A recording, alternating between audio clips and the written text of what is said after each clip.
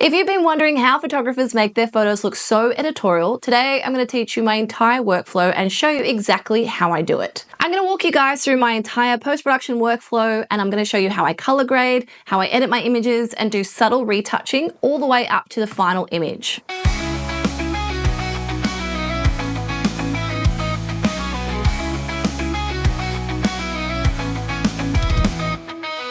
Hey friends, welcome back to my channel. I'm Claryssa and I take the influence out of photography and I focus on what makes you money, not what makes you spend it. And today I'm walking you through my entire post-production workflow. Now, in case you missed it, I have already made a video showing you guys exactly how I capture these images, and you can go and watch me working with Claryssa and watch us choosing locations and working her through some poses. That video will be linked in my description box below. Today's video is all about post-production, so I'm going to show you what I do once I've finished a shoot. Now, this is my first time making a tutorial like this, and I have been working these programs for a really long time, so there may be moments where you sort of can't keep up. If you want any further clarification on anything that I'm doing, feel free to jump in the comments and I'll happily answer your questions there. But today we're going to be working predominantly in Lightroom and Photoshop. Now, to answer your question, yes, I do use Capture One. I use Capture One mostly when I'm tethering, but I am much more native to Lightroom and Photoshop. And I honestly find Lightroom to be a lot more user-friendly.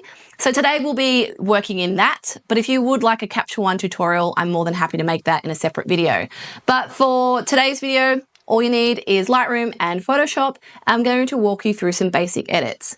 Now, when it comes to editing, everyone has their own way of doing it, and there are multiple different ways of doing the exact same job in these programs. So if you do it differently to me, it doesn't mean one's right and one's wrong. It just means that we have different ways of doing the exact same thing. A lot of these programs have been around for like 20 years. So those of us who have been playing in them a really long time still kind of do things the way we've always done because it's easier and we're more efficient. Whereas if you've been jumping into these programs in the recent years, particularly since it's become cloud-based software and there's heaps of AI tools, there may be new ways of doing it.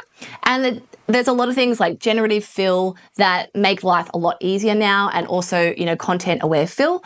And I've certainly adapted my processes to include a lot of those. But when it comes to retouching, when it comes to etching things out, the older ways are still the best ways. There are ways that you can sort of fast forward and speed things up. But if you really do want those crisp, perfect images, sometimes taking a little bit longer and doing a slower process is going to give you a better outcome. But for today's shoot, I've got to remember where these images are going. These images are a collaboration between myself and my model Claryssa, and we both just wanted to add some images to our portfolio. And so if you've watched the previous video, I talk about how I just wanted to do a campaign around coats. So keeping that in mind, I'm not going to expend a huge amount of energy into retouching these to a commercial capacity because they're never going to be seen blown up on a billboard. So save yourselves time and really think about the outcome that you want to achieve, and make sure you don't overcapitalize your time on one image, because you can pixel peep, you can zoom in, and you can spend 10 hours on one image. Be productive with your time and don't waste time doing silly things that no one's going to notice. That is industry advice that you guys will thank me for later. Now, in the interest of saving us both time making this video, I'm not going to break down every single step that I'm doing. I'm going to assume you have some level of knowledge when it comes to both Lightroom and Photoshop. So I'm not going to break down every single step. But again, if you have any questions, feel free to drop them in the comments and I'll answer them as best as I can. But I've already imported all my images, and the first step I'm going to do is choose my selects. When it comes to choosing my selects, I'm really efficient, and I don't like wasting my time. So I don't like sitting there agonizing over 6 of the same similar images. I go through and I'm pretty brutal with my first cull. What I'm looking for when I scroll through my images is firstly composition. I want to make sure that the composition looks good. So if the model's cut off, if I'm losing half of her limb or the clothes are cut off, they're instant rejections, right? So if I want to reject, I simply press X on my keyboard. But if I want to choose a pick, I just press P and that flags my picks. Now, as I said, I'm ruthless. So I will start from the start. If we go to the very first image, obviously we've got 3 images here straight away. We're going to X, X, X.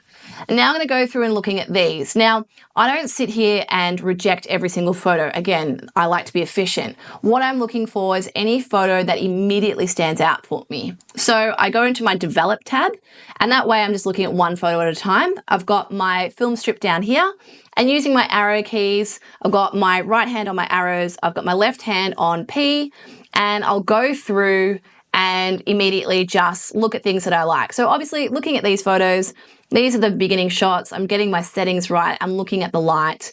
I'm giving Claryssa some cues on how to pose, and these are all duds. Now, if I go through and reject them all, again, I'm just slowing myself down. So what I'm looking for is any standouts. And these are all a bit awkward. Her hands are a bit weird. They're a bit blurry. You can see we're just getting started. So I don't like any of these.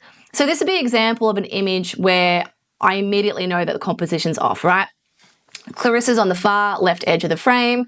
Her coat's sort of covering the front of her. It's not flattering. So this is why I'm being ruthless. Here you can see the coat's cut off. She looks awkward in the face. So I'm not going to spend any time thinking about these photos, just immediately scrolling past. I guess what I'm looking for is something that immediately grabs my attention. So straight away here, I like this composition. These, I feel like she gets lost. So immediately on this yellow door, I start to go, oh yeah, I like this a little bit better. Now this one stands out to me immediately. It's crisp, it's in frame, and Claryssa's looking straight at the lens. So I'm going to press P. Now you guys can see I've actually already edited some here. I'm not going to go and undo all my work that I've already done, but just to emphasize the fact that this is how I work. So that's a P. And then that one, eyes on at me. I like that one. There's a really nice expression in her face. And then going through these, you know, any awkward hand movements, I'm not picking out any of those. You can see these are not that interesting. She's cut off at the legs. So here you can see we're flicking through some action shots, and my shutter speed was too slow. So I needed to take a second to adjust my settings, and then we were able to get some crisper shots. Now, again, I don't like any of these photos, so I'm not wasting any time on them. So we're just flicking straight through. You can see we've moved into a different location now. And again, looking through, see, I quite like this frame. I think this is really strong, but zooming in on her face, that's a really weird expression. So that's an instant no. You can see I'm very harsh. It takes a lot for me to flag something. And this saves me so much time in editing because I don't want to edit 400 photos. I only want to edit maybe like 30 if I'm lucky. So going through, being ruthless, I'm not going to go through a star rating system. I'm not going to go through a different color rating system. It's just immediate. Do I have an instant connection to that frame? Yes or no? No, then I never think about it again. These ones with Darcy, I loved. And he's stoic as, so if we look at Darcy's expression, it doesn't change. Claryssa, on the other hand, moves her position around. So I'll choose my favorite there. So when it comes to my culling process, this could take me anywhere from maybe 45 minutes to 2 hours, depending how many frames. If you have a look down here, I captured 1,490 frames, which is quite a lot. I am a bit of an overshooter, but you can see why. I'm constantly cueing my model, I'm moving locations, I'm taking movement shots. So a lot of these would have been a continuous shutter, the expression that I want or the position that I like. Now this frame here I like, except I just wish she was here. I wish she was just a little bit more to the right. But zooming in, I like her face. I like the flow of the coat, although here with that skirt bulging out here, I don't think that's very flattering to my model. So we'll avoid that. Now with the coat photos, what I'm looking for here is movement that feels organic.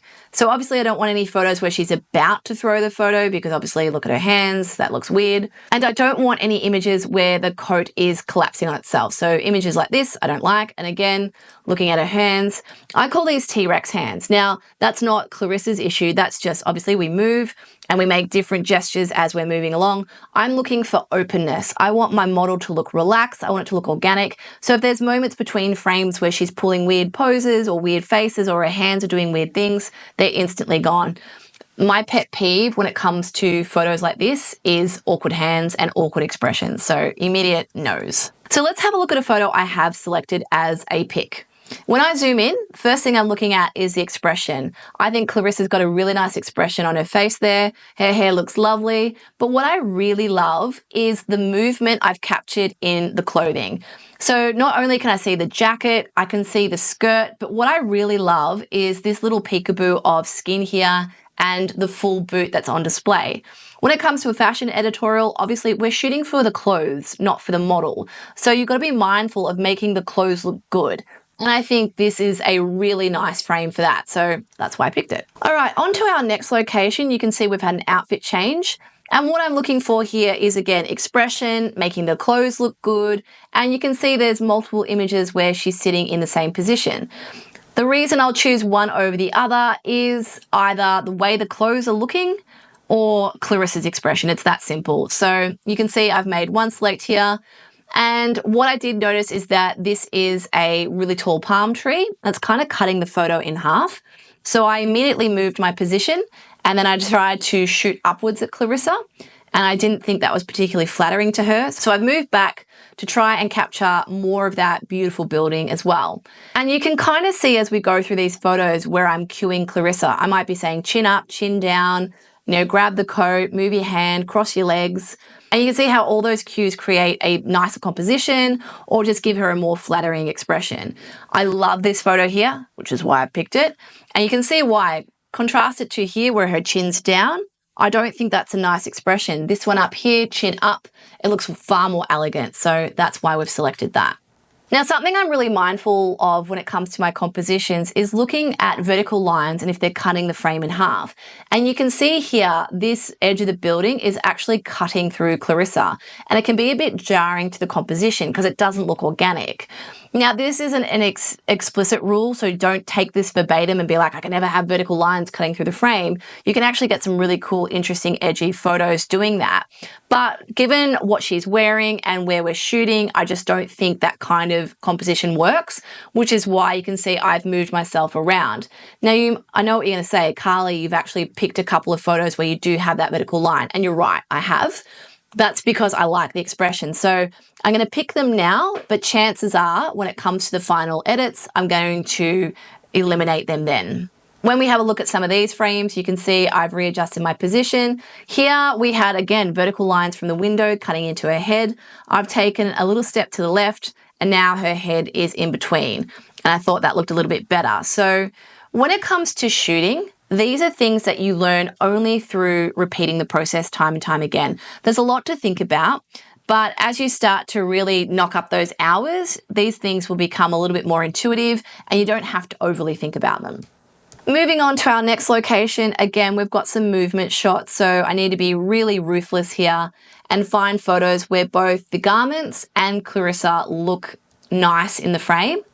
And you'll see there's quite a few images here where it's just not quite right. Either she looks awkward herself or the clothes aren't looking as best as they can. So eliminating those immediately. Don't waste time on crap photos, guys. Don't be like, oh, I can save it. Just let it go. Moving on to our next location. Again, lots of photos here. As I said, I'm being ruthless. I'm not going to waste a lot of time in zooming into multiple of the same photos.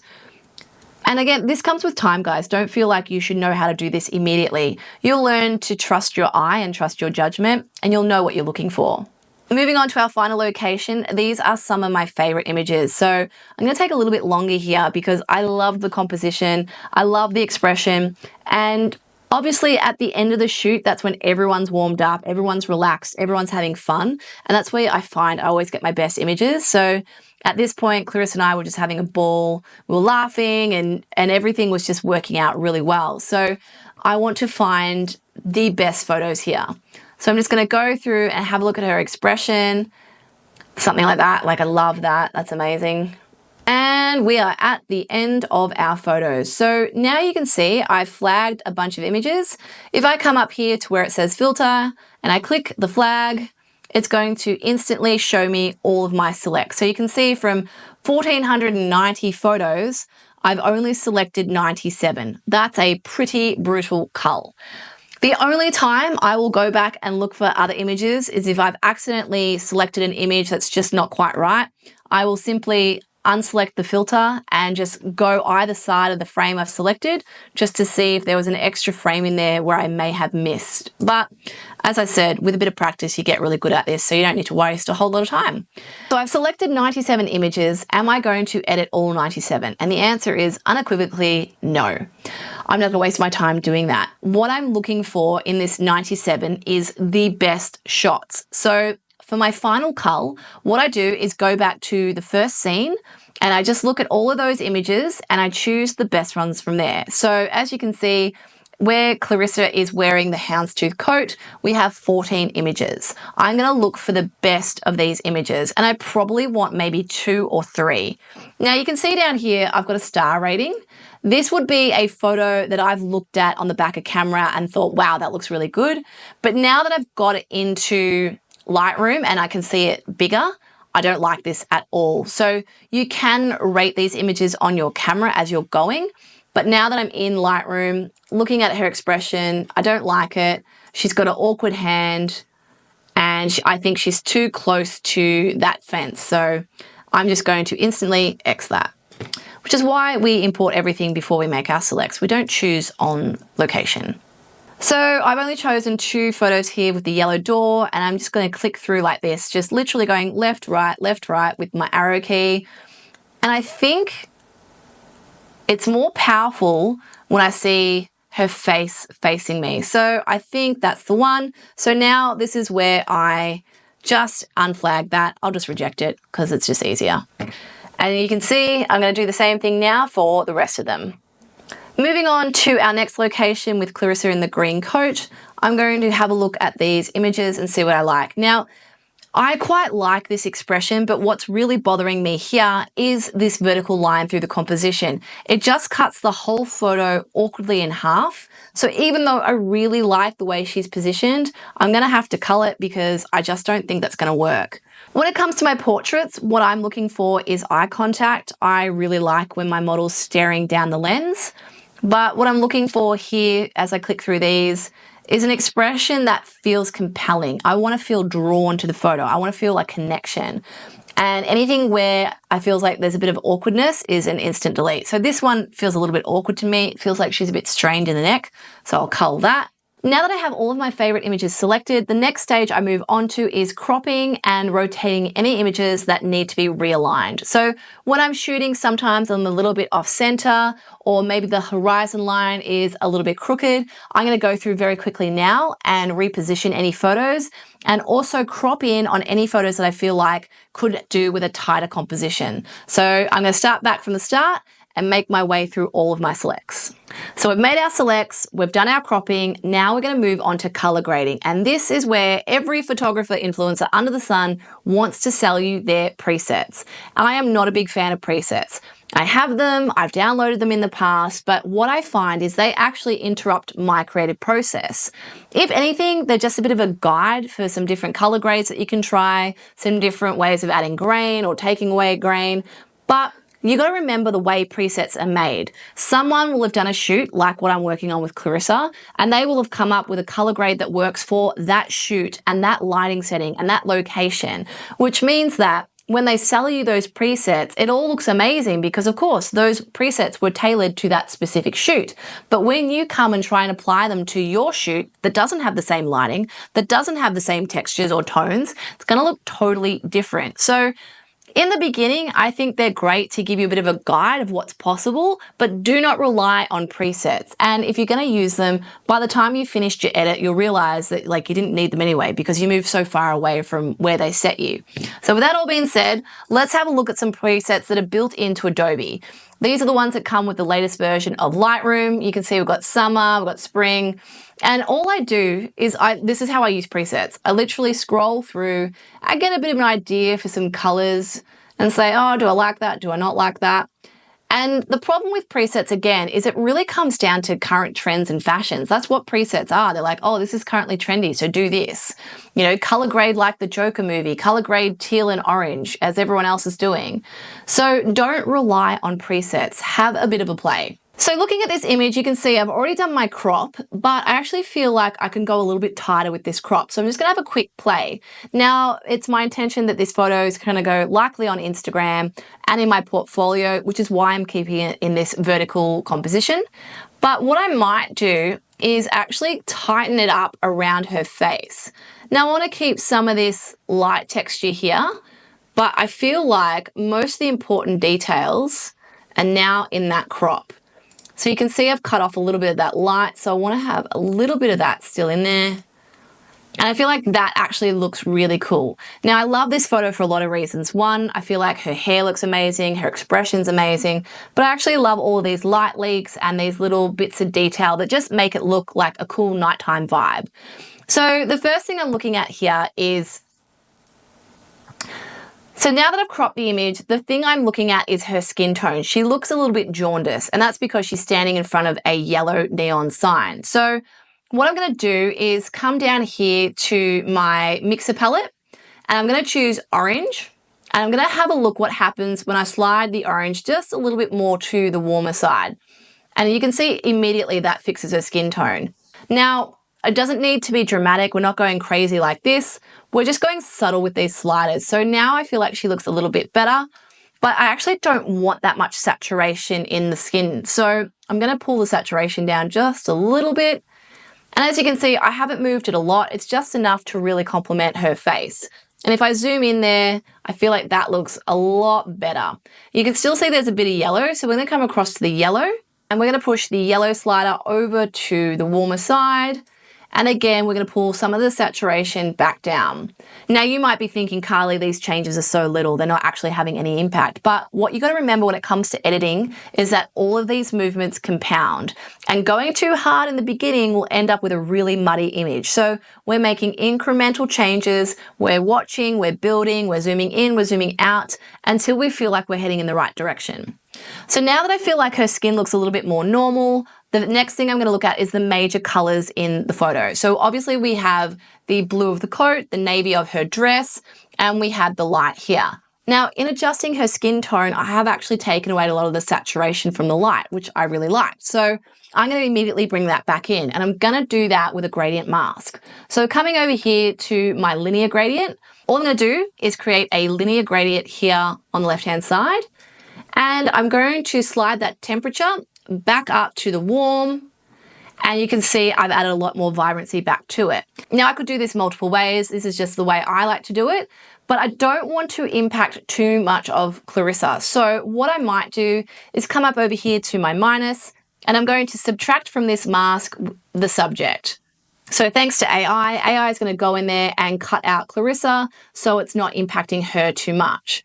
Now that I've got that there, just because I'm interested, I'm going to have a bit of a play with my temperature sliders and see what happens if I change the colors just a little bit. And now that I've done this, I actually really like the blue. I think that looks really cool. So I'm going to keep that in the back there. I think actually keeping with those cool tones looks really nice. Now I'm going to play around with the hue and just see what happens. When it comes to editing your images and finding your style, a lot of it is honestly just exploration. So feel free to slide things around and have a look. And if you don't like what you're doing, just press Command Z and you'll revert back to what it was. And if you ever feel like you've gone too far, over here in your history tab, you can see all the changes you've made, and you can simply scroll down to the bottom where it says import, click on that, and you're back to where you started. Or you can just click along to any of the steps that you've made the whole time. Now I'm going to come back to here where I was playing with the hue of my gradient mask. I'm going to just bring it back to the cooler tones. And I think somewhere there really complements both the coat and her dress. So I'm going to keep that for now. Now up here, when I look at this gradient, I can see that I feel like it needs to be longer. So I'm going to select it again. I'm just going to pull it out because what I was looking at was these warm tones here. I don't feel like that's working. So extending that gradient mask out to change all of that, I feel like that is a much better look, which is why it's really important that I subtracted Claryssa from that mask because I don't want it to change her hair color. Now that I'm happy with that, I'm going to do another mask just to try something where I'm going to cut Claryssa out. So I'm going to go select background, and I'm going to be very subtle because this can look stupid if you go too far. With the exposure tab, I'm just going to slide it a little bit to the left to make it dark. So just to show you guys what I'm doing, I'm essentially darkening the background just a little bit. Now, again, this is subtle. I'm just going to slide to maybe somewhere there, and I like that. Simple. I'm going to select that. I'm happy with that. Now what I'm going to do is get out of my masks, come back to my developer tab, and I'm going to scroll down to my mixer palette once again. I'm going to choose the blue of this coat, and I'm going to play with the luminance. What luminance does is lifts up the highlights in the hue. So you'll see it becomes a little bit brighter. I like to highlight whatever the major color is in the photo. So I always use luminance to just add a little bit more contrast to those highlights. And again, I'm just going to play with the color subtly, just so it all feels very cohesive. And I think just a little bit to the right makes that look amazing. I'm really happy with that. And the last thing I might add, just to really make this dynamic, I'm going to add a radial gradient just from the center here. And I'm going to slide the exposure down just a little bit to just darken the edge of the frame a little bit, so it feels a little bit more concentrated on her face. Now, why aren't I using a linear gradient here? I find that for something like that, it'll look like a vignette. I don't want a vignette. I just want it to look like the light has fallen off her. So to make it a little bit more dramatic, we'll do that. And you can see as I move it around, it just looks like that's where the light's naturally fallen off. So again, just subtle, just about there. And I'm happy with that. The last thing I will do in Lightroom is I'll play with my shadows and highlights. So obviously we've got a lot of texture in these clothes. By taking away a little bit of the shadow, that brings some of the texture out. And I think that's really important, particularly when it comes to fashion shoots. And I'm going to slide the highlights away just so we get a little bit of texture, but we're not blowing out any of the tones here. So sliding that a little bit. Again, guys, it's just subtle. I'm not trying to do anything crazy here. What I might do as well is come down here to our sharpening. Now, what I'm going to do is hold the option, and that shows you the mask and where you're applying it. And I slide my mask right up, so I'm only sharpening the edges. So somewhere around there. And then I'm going to sharpen those edges by sliding that up. I don't like overly sharp images. I'm not going to sharpen every pixel. I just want to sharpen the outline. And now that I'm happy with that, there's not much else that I would do. Now, there's so many things that you can do in Lightroom. I'm not going to go through them all in this video. The last thing I'm going to do is add a little bit of grain because I feel like this picture deserves it. So coming down to the grain here, I'm just going to have a bit of a play. I normally place somewhere around the 20 to 30. If you go too far with grain, it can be really difficult to retouch. So sometimes I might do this after I've retouched, but I actually don't feel like I need to do a lot of retouching here. So let's just have a look at that. I think that looks great. Now that I'm really happy with that color grade, the next step is Photoshop, but I'm going to do a couple more images in Lightroom before we move over to Photoshop. So let's move on to our next image. All right, the next photo I've chosen is this image of Claryssa in the leather coat. And the reason I've chosen this particular image is I love her expression, but I also think the pose that she's pulling here is really dynamic and interesting. And I've already made my crop, but I'm going to show you why I cropped it the way I did. When I come back to the original, you can see there's this little part of her arm that's showing that I feel like looks a bit weird. It looks like it's being cut off. So cropping in the way I have just removes that unnecessary detail. It just looks a little bit more cohesive. But the first thing that I'm noticing looking at this particular image is it looks very flat.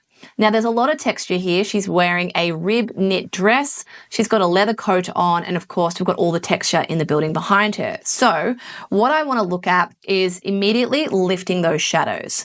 So coming over here to my sliders, I'm going to lift those shadows, and you can see we're bringing in some color again because we're lightening it up, but we are starting to see the highlights blow out a little bit. So if I come too far, you can see what happens. So again, subtlety is key here, and I'm going to bring those highlights right down. And now you can see that the image is actually darkened a little bit, which is what will bring me up to my exposure just the tiniest bit. So what I've been able to do is bring out some of the texture from the leather coat, but not blown out anything that was already there. So I think that looks good. When it comes to the temperature, I'm going to warm it up just the tiniest bit. She's wearing a lot of chocolates, and I feel like that's going to look a little bit nicer. Now you can see immediately the orange is quite dominant in this frame, so I'm going to jump straight down here to our color mixer, and I'm going to pull the orange back just a little bit. Not too much. I think it's important that it's there, but I just don't want it to be too dominant. And I really like these neutral tones, so I want to make sure that they're popping. Now, the next thing I'm going to do here is I'm going to use my gradient mask again. Adding that there, again, we're going to be really subtle. I'm just going to up the exposure a little bit, just so we don't have that dark spot down there. So it's really subtle, it's not a lot. That's perfect, I'm happy with that. Next thing I'm going to do is add a little bit more contrast to the photo. So just sliding it up a little bit because I want those blacks to be punchy. So the next thing I'm going to do here is choose another mask, and I'm going to select the person. And the reason I'm doing this is I want to lift her skin up a little bit. And the issue I would face if I was just to use the hue and saturation palette is all of the tones in her are around those warmish tones. So I don't want to bring any more color into the coat or the dress. I just want to lift her skin up a little bit. It's looking a little bit muddy to me. So I'm going to select facial skin and body skin. And you can see it's actually selecting a bit of the coat. So what I'm going to do is create that mask. And I'm going to select that mask, subtract from it with a brush. And I'm just going to eliminate any of those bits that it's accidentally grabbed. Now, if I was retouching this for a commercial job, I would be zoomed into pixels. I'd be taking my time. I wouldn't be doing it like this. This is a bit of a rush job. But for the outcome I want and for where this image is going to be used, this is sufficient. Now to get in here on the collar, I'm just going to make my mask a little bit smaller. Don't have to be perfect, but just again, take your time. Lift the highlights up just a little bit. Now if I zoom in, you can see what we're doing here. It's subtle. Those highlights where the light is just sort of kissing her cheek and kissing the edge of her forearm, we're adding that. And I might just up the exposure the tiniest bit. Yeah, perfect.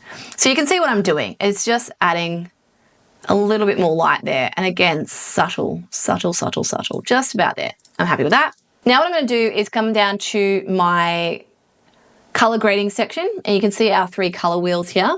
Given we have these neutral tones, I kind of want to play with the mid-tones here.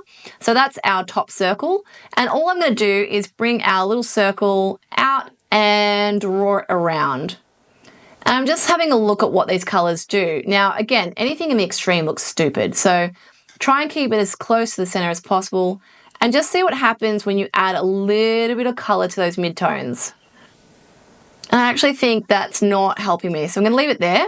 What I might do is come down to the shadows.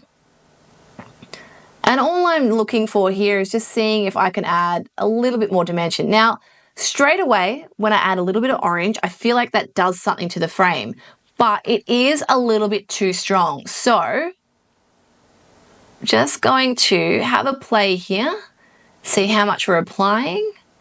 And then what I'll do is just bring it in the tiniest bit. I'm going to come back up here to where our blacks are. And I'm going to take a little bit of black away. I'm going to mute the blacks a little bit. And I feel like that's going to work. So rather than play with our black tab, what I'm going to do is come down here to our tone curve. I'm going to slide it up just to muddy those blacks just a little bit. And then I'm going to create a drop here and bring it back in. So what this is doing is taking a little bit of the darkness away from the blacks. It's making them a little bit more muted. So you can see there the blacks are a lot more punchy, and bringing it up, I am matting them out just a tiny bit. Not too much, just a little bit. At the risk of this being a very long tutorial, I'm going to edit one more photo in Lightroom and then we'll jump over into Photoshop. So let's go one of these images because I think this is just color-wise a beautiful, beautiful image. First off, it looks pretty flat to me. So the first thing I want to do with this is add some contrast. So straight away, it just adds instant dimension to the frame. And then what I want to do is I feel like everything color-wise feels just a little bit too muted. So I'm going to come down here to my color mixer. I'm going to choose green. I'm going to punch that up just the tiniest bit.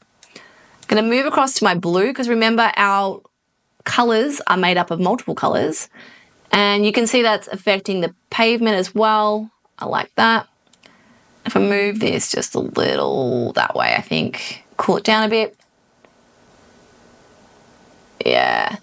So you can see there moving that cyan slider, moving it more to the left.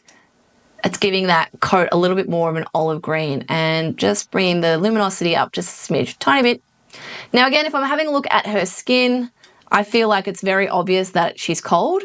So I'm going to have a look at temperature and just slide it to warm just a little bit. Don't feel like I need to add a lot more here. I'm really happy with it. I'm just gonna see what happens when I add a little bit more black in. I think that looks quite nice. And again, I'm going to slide the clarity down just a little bit and the texture down just a little bit. And I'm actually gonna play with the vibrance a smidge here too, just to see if I can lift.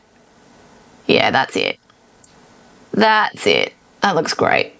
Perfect. And I'm happy with that. So now let's jump over to Photoshop. So we have our 3 images in Photoshop and I'm not going to do a lot here. And this is probably going to surprise you. I don't do a whole heap of retouching unless my client has specifically asked for it. I am subtle with all of my editing here.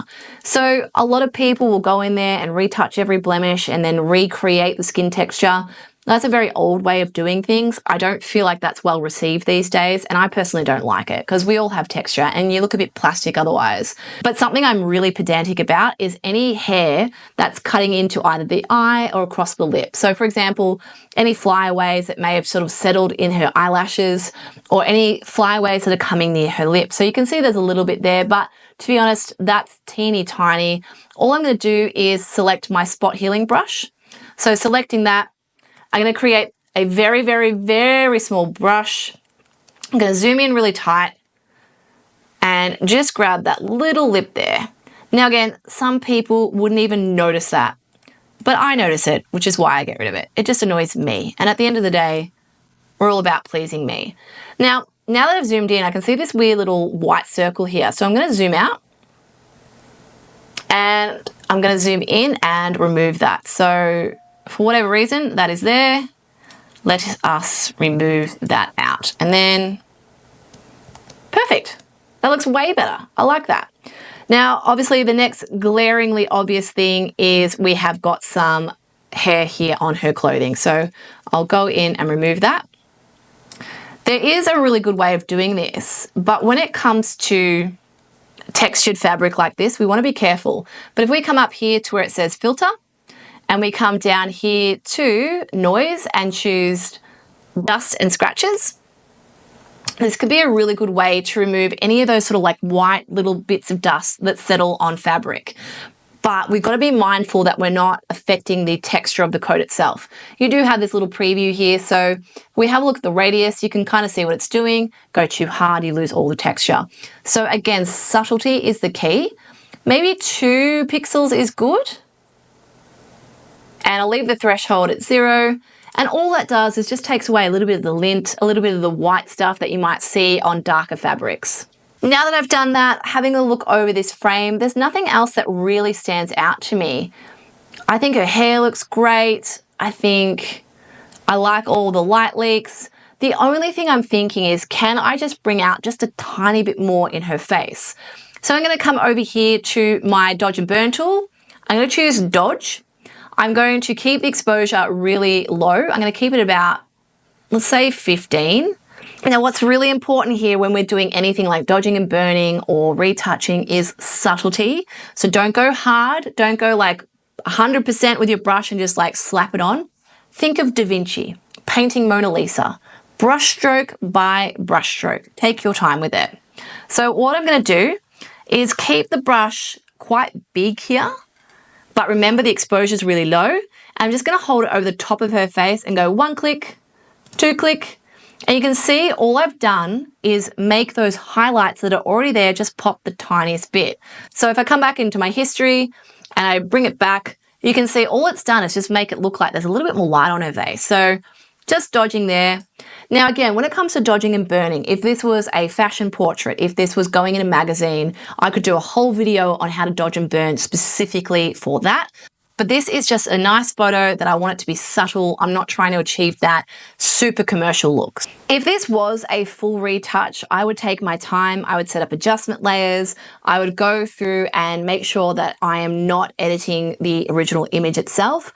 But for the sake of this tutorial, I'm just showing you guys a very quick way because it can become incredibly complicated very quickly. So if you want a deeper dive into that, I'm happy to do it at a later stage. The most important thing to think about when you're retouching as well is make sure you're constantly zooming out. When you're at the pixel stage, you're going to be focusing on things that no one else can see. So make sure you're regularly zooming in and zooming out. And if you press F on your keyboard, you're actually going to be able to preview the image without all of the artboard behind you. So that's a really good way just to get a perspective of where you're at. But other than that, the only thing I want to try is I'm going to press Command L. I'm going to bring up my Levels tab and I'm going to play over here on the left-hand side with my shadows. And I just want to bring a little bit more contrast. I feel like we're a little bit lost. So just maybe like that. And then here you can play with the midtones as well. But I don't think I need to do anything there. I'm pretty happy. I just wanted to make those dark parts of the image just a little bit more crispy. So that looks good to me. And other than that, guys, I'm not going to do a whole lot more. You can see I didn't need to retouch a whole lot. And that's why I really emphasize getting it right on camera.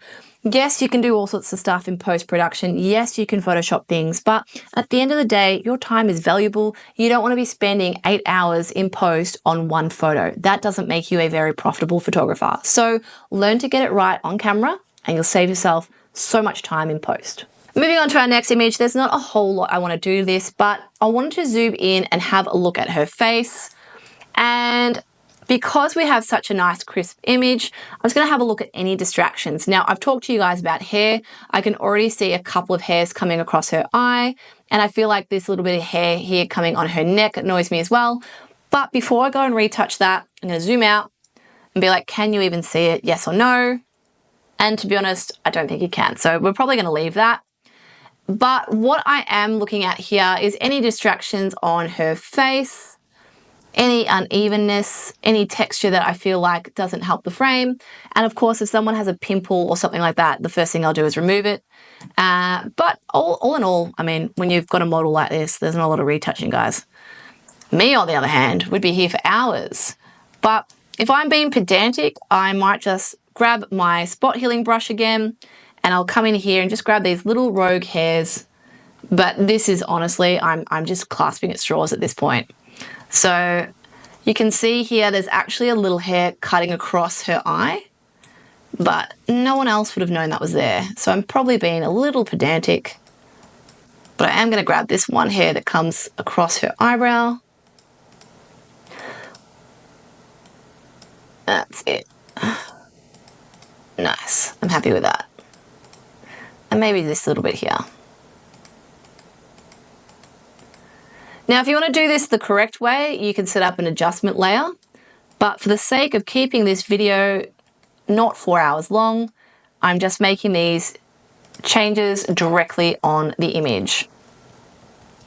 I think that has put us exactly where we want to go. Now, because we've got this nice leather jacket, there's not a whole lot of lint or anything that we need to correct. I think, if anything, I might do the same thing. I'm going to dodge. So choosing my dodge brush, I'll make it a little bit bigger. The reason I use a bigger brush here is you don't want it to be obvious that you've stamped something. So you want to make sure that your hardness is set to 0, which means it's nice and feathered, so it doesn't look like a stamp. And I want it to sort of look like she's been flushed with a bit of light. I don't want it to look like someone's, held a spotlight on her. So what I'm going to do is just 1 click, 2 click, and that second one was too much. That first one was more than enough. And again, all I've done is just add, all I've done is just add just the tiniest little bit of highlight. So beginning, there, it's tiny. But now we're gonna have a bit of fun with the leather jacket. We're gonna dodge and burn this leather jacket. So what I'm gonna do here is, again, grab my brush and I'm just painting where the highlights already are. So dodge is taking away. So we're going to dodge just where these existing highlights are in the jacket. And again, we don't want to go too far because we end up making things look muddy. So just a little bit. And all this is doing is highlighting the shine of the fabric. So as you can see, I don't go too hard. I'm just painting a little bit. And I'm just using my eye. And I'm coming down a little bit on the dress. I think I went too hard there. Just a little bit. And now we're going to go across and we're going to swap over to our burn tool. I'm going to make this a little bit smaller brush-wise. And I'm just going to go in where those dark shadows already are. So I'm not adding any more where I don't want things. I'm just going over where those shadows are already naturally occurring. And all this is doing is just adding a bit more dimension, just to really highlight the texture and shininess of the leather. Now that I'm in here, there's something about this image that's really bothering me, and that is this part of the building where it feels cut off. So what I'm going to do is set my background as a layer. I'm going to go into transform. I'm just going to pull the image out the tiniest bit. I'm being mindful of this elbow, but I feel like that just immediately looks better. Next thing I'm going to do is bring up my levels tab, and I'm going to bring my shadows in again just to make the darks a little bit punchier. And you can see how that just makes it a little bit of a stronger image. So I'm happy with that. And the last thing I'm going to do is having a look at the orange colors. The last thing I think I might do is bring up my hue and saturation tab. I'm going to come across here to my yellows and bring the saturation down just a little bit. I feel like those yellows were a little bit too punchy. Now, I know you're sitting there going, Carly, I know you can do way more in Photoshop, and you're right, I can. But I cannot emphasize enough how important it is to ensure that your images are right in camera. There are all sorts of actions, there are all sorts of presets and plugins that you guys can use to save images. But as photographers, the onus is on us to make sure we become really good at our craft, which is photography, not retouching. So just remember what your role is and make sure you're excelling at that, and then you won't have to rely on things like Photoshop to save your images. Moving on to our last image. Now there's a few things that I'm going to do here. The first thing is, of course, I'm going to clean up the ground that she's standing on. So moving in here, I'm going to select my spot healing brush tool again, and we'll come back to the jacket, but we're going to come down here and just eliminate any distractions. Now again, this is personal preference. Some people would not be bothered by this. I just like my photos to look finished and polished, and this is where I feel like I can do a lot to elevate the image. So things like that's a bird poo, there might be cigarette butts, there might be, bits of dirt. I'm not going to do anything about those weeds, but, bits of brick here that are looking a little bit cracked. I'll just tidy that up a little bit. And then coming across here, and any distractions on the building, I'll get those. Now the texture in her boots, I think that looks great, so I'm not going to do anything there.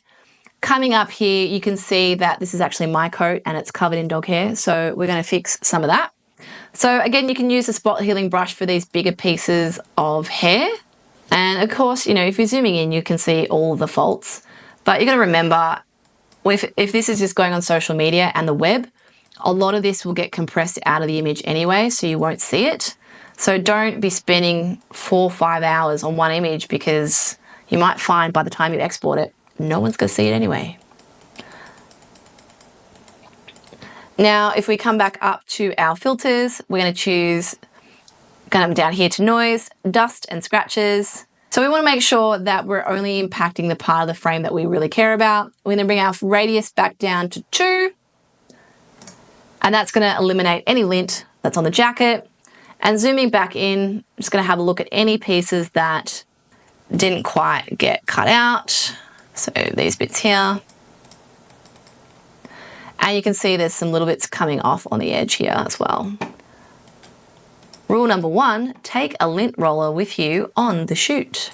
Now, when it comes to photoshopping a model, it is really important that you have clarity around what their expectations are. Some people will request extensive retouching. Get rid of my wrinkles, get rid of my freckles, get rid of my pimples. But if you decide to go in there and remove someone's mole or someone's freckles without asking, you are likely to deeply offend someone or possibly give them a new insecurity. So if you haven't had that conversation, just leave it in there, right? So there you have it, guys. That is 3 photos. And I know what you're thinking. You're like, Carly, that wasn't a whole lot of editing. And you're right, it wasn't, because it shouldn't be. As I've said throughout this whole video, most of your work should be done behind the camera, not in post-production. Post-production is just there to elevate that which you've already captured. It shouldn't be there to save you because you've taken a terrible photo. And I know it's super trendy on Instagram and TikTok to show you guys all these amazing editing hacks.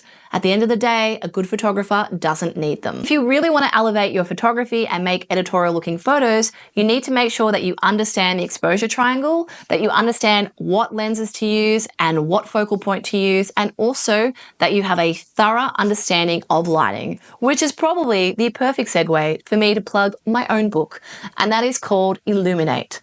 So if you guys want to understand a little bit more about light and learn how to start incorporating it into your photography, I have created the Ultimate Lighting Resource, a step-by-step walking you guys through all the equipment and all the different types of light. And at the end of the book, it has 20 plus light recipes, which you guys can immediately go and use in your own practice. When I created this book is I have done countless lighting workshops, and I've realized that so many people take photography advice verbatim and they take it literally, as in that's the only way that setup can be used. But as we've seen through today's video, a lot of it comes down to experimentation and learning your own creative spin on things. So I've given you guys those light recipes so that you can learn the basics of the setup and then you can have a bit of a play with it. So if you guys want to learn a little bit more about lighting, you can jump on to the link in my description box below, a copy of Illuminate. For this video, guys, I hope you have enjoyed it. And when it comes to tutorials like this, obviously I've been playing in these programs for a really long time, and I was a graphic designer before I was a photographer. So when I was a novice, I definitely relied on my graphic design skills a lot to save me.